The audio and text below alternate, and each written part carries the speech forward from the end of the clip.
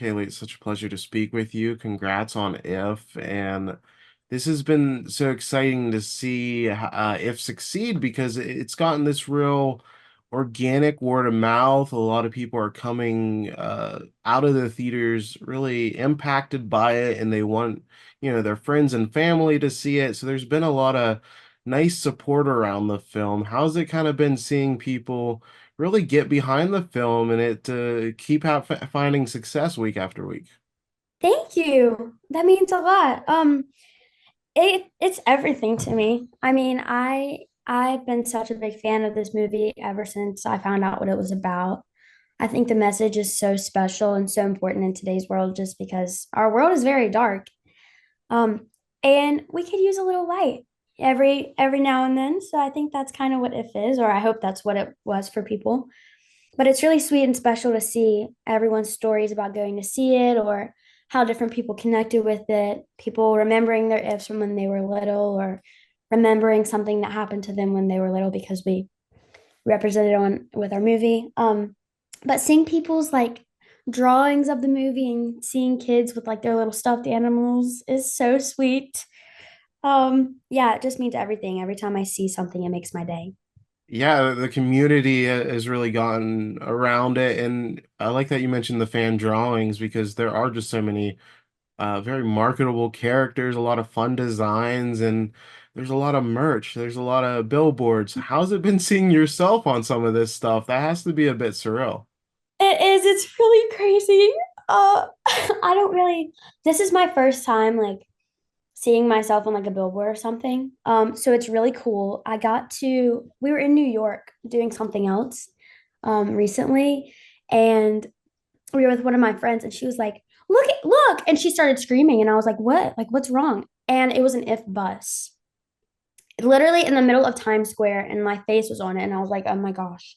But it's been so cool. People are sending me pictures of all around the world of like billboards. There's like buses in London. I got to see like the real like red buses in London with my face on it. There was a billboard in New York. I don't know. Times Square. It's very crazy, and I feel very lucky, but it's just I don't feel like it's real. Yeah, it's incredible. These are once in a lifetime moments. That's really awesome that you got to see it in person. That's so cool. And I was curious, your character B, are you how much of yourself do you see in B? Are there a lot of similarities, or how different are you? That's a good question. Well, I can say throughout doing press for the movie, it's been really great to talk about it just because I feel like it's helping me process it a lot more. But people have asked me how I got into character. And I've been asked that question a lot. And then after answering it so many times, I kind of realized that I never really got into character. And I was just kind of myself through the movie. So I don't think I was ever acting. It was just kind of me. But I don't think I realized that I did that until I started talking about it. So I guess you could say me and B are very similar because I just kind of was me. So I just kind of acted like I would if if that was a real life scenario, I guess. So I guess you could say we're very similar. That's great. And despite being, the kid in the film, Bee's the most mature one out of that group that's running around. She's keeping them in charge. It's a very fun dynamic. What did you like most about Bee really spearheading this effort to, find these ifs a home and in that aspect of the film? I mean, I really liked it. She has a lot of great characteristics. Um, I like to say, she's very determined and she knows what she wants and she got it. So, I mean, claps for her. She did what she needed to do, but she has a lot of great qualities. Yeah, I really like how she set her mind on something and she just did whatever it took to get it. And so you worked with John Krasinski in two fashions since he was a director and an actor. I'll ask you about him as an actor first because he's playing your very goofy dad in this film. There's a moment early on where he's in the hospital and he's doing this dance. It's very fun. It's very charming. How was it just kind of finding that father-daughter dynamic with John?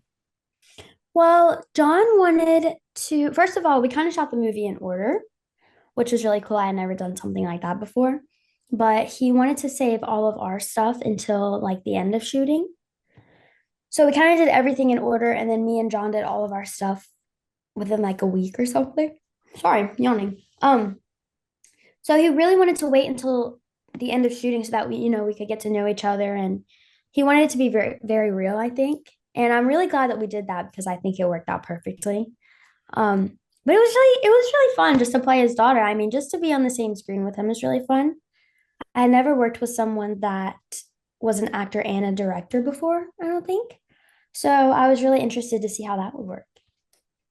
Yeah, that's really smart that he saved it for last because naturally you would just kind of form that bond, and yeah, I think you can see that in the end result Yeah, in the film here. And then, exactly. what kind of stood out about just him as a director behind the camera? Because he's not all throughout the film. He has a more supporting role. So how was it just him laying down all the action behind the camera?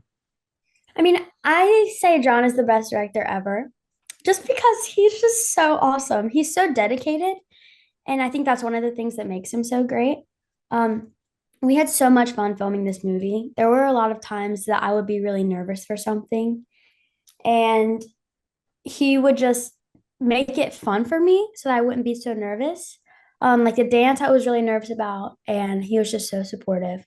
He's very complimentary to everyone. He's always giving out compliments to our cast and crew, thanking everyone, which is really special. Um, there was this one scene where Ryan's going down the hallway and like the wall falls down. He gets poison ivy. I don't remember, I'm blanking right now. I don't remember if it made it in the movie, but there was this fireball. And he was like, I am going to get a shot of you and I need you to react to this and like jump. And I was like, okay, there's some things that I really struggle with for some reason. And that was one of them. I guess I was on the struggle bus that day. And I was like, I don't know how to do this. Like, I don't know what I'm doing. He was like, oh, well, I'll show you. And then obviously executes it perfectly. And I was like, I don't know what I'm doing. Like, you're going to have to scare me or something. So he was like, okay. I don't know how many directors would do this, but he found a way in every take to scare me differently.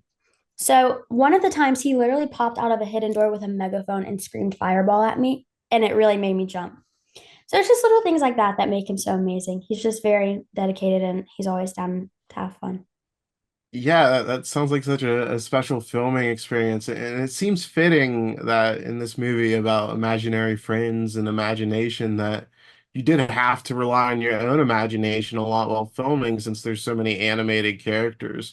Mhm. You talked about some of the difficulties, for that specific scene, but how was kind of that experience overall dealing with a lot of stuff that, was done in post? Well, I was really nervous about how we were gonna act with the ifs before we started shooting, just because I didn't know what to expect. I kind of, you see all these behind the scenes clips of things, and it's just like a blue or a green screen with like tape everywhere. So I didn't know what was gonna happen. But John wanted to do everything practically. So we had actors for our three main ifs. We had puppets, cardboard cutouts, stuffed animals. So it was really nice because we did have to use our imagination, but not as much as we would if he did everything like a different way. So it was really nice. But we always knew what our ifs looked like. So we never had to guess. The dance sequence is such a highlight. Tina Turner's playing. How was it filming that big sequence and just learning all the choreography? Because it's a really spectacular sequence. Thank you. That's one of my favorite scenes of the movie. I think it's so special and fun. Um, I was just so excited to shoot that. I was really nervous, but I was more excited. I've always wanted to dance in a movie because I've been dancing since I was one, and it's always been my biggest passion. So John really just made my dreams come true. He made all of them come true with it. I wasn't supposed to dance, but then he found out that I could dance, and then he put me in it, which was really nice. But it was really cool. That's one of my favorite scenes of the movie. I'm really proud of how it turned out. Yeah, that's lovely. And I won't get into spoilers, but there's a big twist near the end. And I had so much fun kind of seeing the kids react to it. It was like there's a lot of shocked faces, a lot of disbelief. It was very fun. What was kind of your reaction when you first learned about, the true nature of some of these characters? I was shocked. I really had no idea, honestly. Like the first time I read it, I had no clue. So, it shocked me just as much as it will hopefully shock other people.